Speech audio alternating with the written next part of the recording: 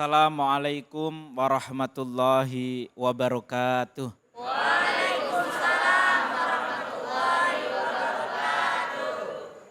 Alhamdulillah, alhamdulillahilladzi ja'alal ilma taharatan linnufus wa nuran lil basair wa hadiyan ilal jannah. Allahumma shalli ala sayyidina Muhammad wa ala ali sayyidina Muhammad sayyidil insi wal jan wa ala alihi wa ashabihi ulil ilmi wal irfan amma ba'd. Hadirin hadirat as'adakumullah hayatakum. Alhamdulillah pada kali ini kita masih dapat bermuajahah di masjid yang insya Allah penuh barakah ini. Shaimin, shaimat, rahimakumullah. Dalam kajian tafsir ayat 187 surah Al-Baqarah.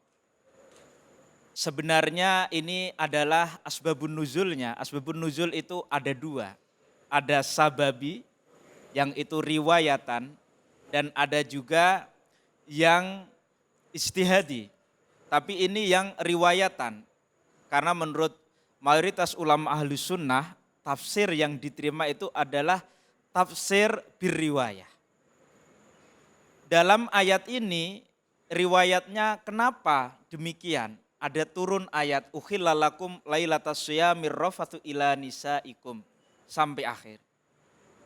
Dulu puasa itu zaman awal Islam, orang puasa itu bukan seperti saat ini. Kalau kali ini puasa dimulai fajar shodiq. Kalau zaman dulu orang misalkan boleh makan itu sampai sholat isya. Setelah sholat isya itu sudah nggak boleh makan lagi. Kalaupun lupa berbuka, kok dia udah tidur, dia tetap. Karena batas mulai puasa yang baru itu adalah sholat isya. Dulu ada sahabat namanya Qais bin Syarmah al-Ansari. Dan juga ada sahabat Ka'ab. Dia dulu itu lupa makan. Karena lupa makan, ketiduran, besok siangnya dia ke kebun kurma. Kemudian pingsan, lapor ke Rasulullah Shallallahu Alaihi Wasallam. Ini riwayat dari Abu Hayyan dalam kitab Al-Bahrul Muhit. Akhirnya datanglah ayat ini. Akhirnya puasa itu dimulai fajar shodiq. Seperti itu. Sedangkan dalam tafsir Ibnu Katsir, ayat 187 ini bentuk rukhsah atau keringanan. Karena banyak sekali sahabat ketika batas waktu puasa itu adalah isya atau ketika tidur, banyak sahabat yang melanggar karena enggak kuat. Apalagi soal mencampuri istrinya. Banyak yang melanggar termasuk Sayyidina Umar bin Khattab. Termasuk sahabat namanya sahabat Ammar bin Yasir. Enggak kuat.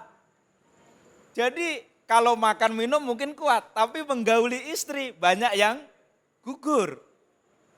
Lah akhirnya ayat ini itu bentuk keringanan dari Allah karena ini dianggap sebagai sesuatu yang beban yang berat bagi umat Islam.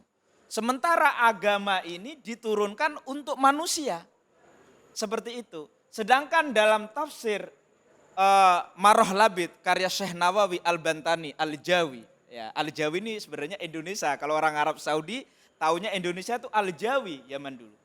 Itu dikatakan bahwa Sayyidina Ali bin Abi Thalib, Ammar bin Yasir karena sering melanggar itu. Maka disebut itu kan alimallahu annakum kuntum tahtanuna anfusakum. Memang kita rata-rata enggak kuat, makanya itu dipermudah. Kemudian ada juga sahabat namanya Syarmah bin Malik, juga sama melanggar. Akhirnya puasa itu batasnya fajar shodiq. Nah Rasulullah SAW dulu punya muadzin dua, sahabat Bilal dan sahabat Abdullah bin Umi Maktum.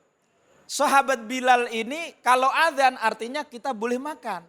Silahkan kamu makan. Ini riwayatnya hadis dari termasuk hadis muttafaqun alaih. Artinya Imam Bukhari dan Muslim sepakat. Ini kuat sekali. Kalau Abdullah bin Umi Maktum itu azan artinya sudah fajar shodiq. Maka gitu, alimallahu annakum kuntum tahtanuna anfusakum fataba alaikum wa afa ankum. Fal ana bashiruhunna wabtagu ma kataballahu lakum wa kulu washrabu hatta yatabayyana lakumul khaitul abyadu minal khaitil aswadi minal fajr. Tsumma atimmus syiyama ilal lail. Ada juga yang belum saya sampaikan, Bapak Ibu, ini penting. Dulu sahabat ketika iktikaf itu kadang pulang, Kak Sayyidina Ali itu pulang menggaulin istrinya, kemudian mandi wajib balik ke masjid. Setelah turun ayat ini enggak boleh. Kalau memang niat iktikaf, ya iktikaf. Biasanya Ramadan terakhir. Bapak Ibu, para ahli puasa, semoga semua amal ibadah puasa kita diterima. Dengan surat Al-Baqarah ayat 187, puasa kita sekarang lebih ringan. Dimulai fajar shadiq sampai tenggelamnya matahari. Semoga ini bermanfaat. Wallahul muwaffiq ila aqwamit thoriq. Wassalamualaikum warahmatullahi wabarakatuh. Waalaikumsalam warahmatullahi wabarakatuh. Masya Allah, tabarakallah. Terima kasih Ustadz Sukron Makmun yang luar biasa. Beliau membahas dan memaparkan tentang ayat 187 kepada kita semua. Agar tentu ini bisa mempertebal pengetahuan kita dalam beribadah puasa. Amin ya Rabbal. Baik, mungkin dari Bapak Ibu semua ada yang mau bertanya sama guru kita, silakan. Nah, Masya Allah banyak, saya pilih yang di depan aja lah. Silakan Mas. Assalamualaikum Mas. Assalamualaikum warahmatullahi wabarakatuh Ustadz. Waalaikumsalam warahmatullahi wabarakatuh. Jadi Pak Ustadz, kita kan kalau puasa kan diharuskan untuk sahur meskipun hanya segelas air, seteguk air. Apabila kita di tengah-tengah berpuasa tidak enak badan, apakah kita harus membatalkannya atau tetap dipaksakan Ustadz? Baik, terima kasih Masya Allah. Terima kasih, silahkan guru. Terima kasih, ini pertanyaan yang bagus sekali. Kalau namanya orang sakit, kita boleh nggak puasa? Gitu. Orang bepergian juga boleh. Faman kana minkum maridun au ala safarin fa'iddatum min ayyamin ukhar. Boleh. Ya. Jadi boleh orang sakit itu tidak berpuasa. Tetapi kalau tidak sakit, tidak bepergian, lebih baik berpuasa dan sunnah bersahur. Riwayat dari sahabat Anas bin Malik itu tasahharu fa inna fis sahuri barokah. Atau tadi disebutkan tasahharu walau bijur atimain. Meskipun dengan seteguk air. Karena tadi nanti kayak riwayat tadi Qais ya Al-Ansori tadi gara-gara enggak sahur akhirnya pingsan. Makanya sahur ini banyak keberkahan. Biasanya kalau puasa udah terakhir terutama yang muda-muda pada enggak mau sahur gitu. Padahal ibunya sudah masak, istrinya sudah masak. Ini enggak bagus, mengecewakan istri, mengecewakan ibu dan juga enggak dapat kesunahan. Kira-kira itu ge.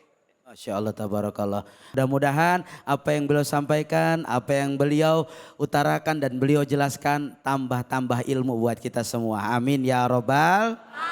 Terima kasih banyak. Setelah ini kita akan dengarkan tausiah dari guru kita Sayyid Alwi Assegaf. Jangan kemana-mana, tetap di Cahaya Hati.